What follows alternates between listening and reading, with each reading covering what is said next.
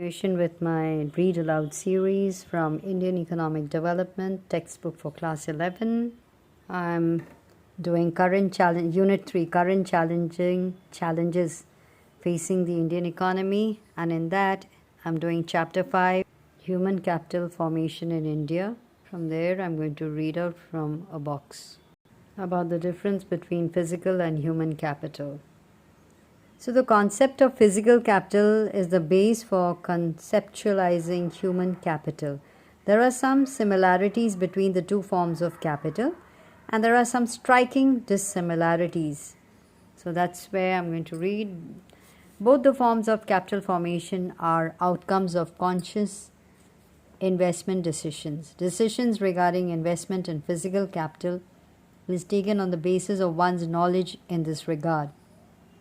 The entrepreneur possesses knowledge to calculate expected rates of return to a range of investments, and then rationally decides which one of the investments should be made.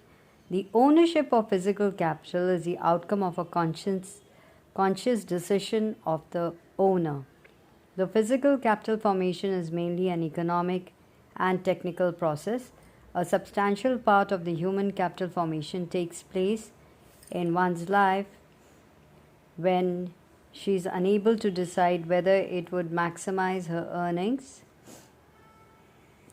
Children are given different types of school education and healthcare facilities by their parents and the society.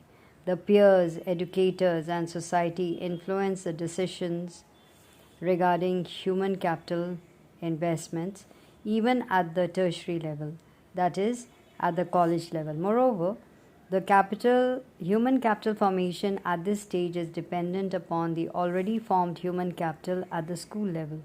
Human capital formation is partly a social process and partly a conscious decision of the possessor of the human capital. You know that the owner of a physical capital, say a bus, need not be present in the place where it is used, whereas a bus driver who possesses the knowledge and ability to drive the bus should be present when the bus is used for transportation of people and materials. Physical capital is tangible and can be easily sold in the market like any other commodity. Human capital is intangible. It is exogenously built in the body and mind of its owner. Human capital is not sold in the market. Only the services of the human capital are sold, and hence there arises the necessity of the owner of the human capital to be present in the place of production. The physical capital is separable from its owner, whereas human capital is inseparable from its owner. The two forms of capital differ in terms of mobility across space. Physical capital is completely mobile between countries except for some artificial trade restrictions. Human capital is not perfectly mobile because between countries, as movement is restricted by nationality and culture. Therefore, physical capital formation can be built even through imports, whereas human capital formation is to be done through conscious policy formulations in consonance with the nature of the society and economy and expenditure by the state and the individuals. Both forms of capital depreciate with time, but the nature of depreciation differs between the two. Continuous use of machine leads to depreciation, and change of technology makes a machine obsolete. In the case of human capital, depreciation takes place with aging, but can be reduced to a large extent through continuous investment in education, health, etc. This investment also facilitates the human capital to cope with change in technology, which is not the case with physical capital. Nature of benefits flowing from human capital are different from that of physical capital. Human capital benefits not only the owner but also the society in general. This is called external benefit.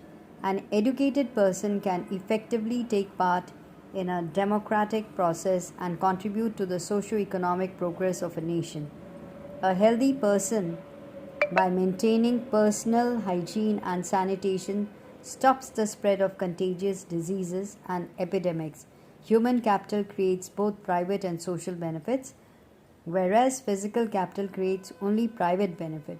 That is, benefit from a capital good flow to those who pay the price for the product and services produced by it.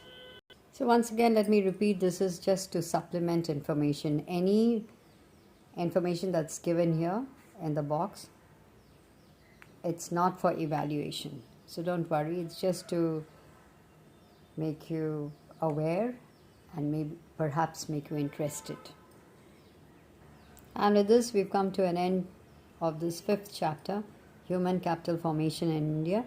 And I hope what's written here, that after studying the chapter, the learners will understand, and I hope you've understood and you will understand the concept of human resource, human capital formation, and human development. Second, the links between investment in human capital, economic growth, and human development. And third, the need for government spending on education and health. And fourth, the state of India's educational attainment. So you can listen to what I'm reading along with your textbook. So with that, we come to an end.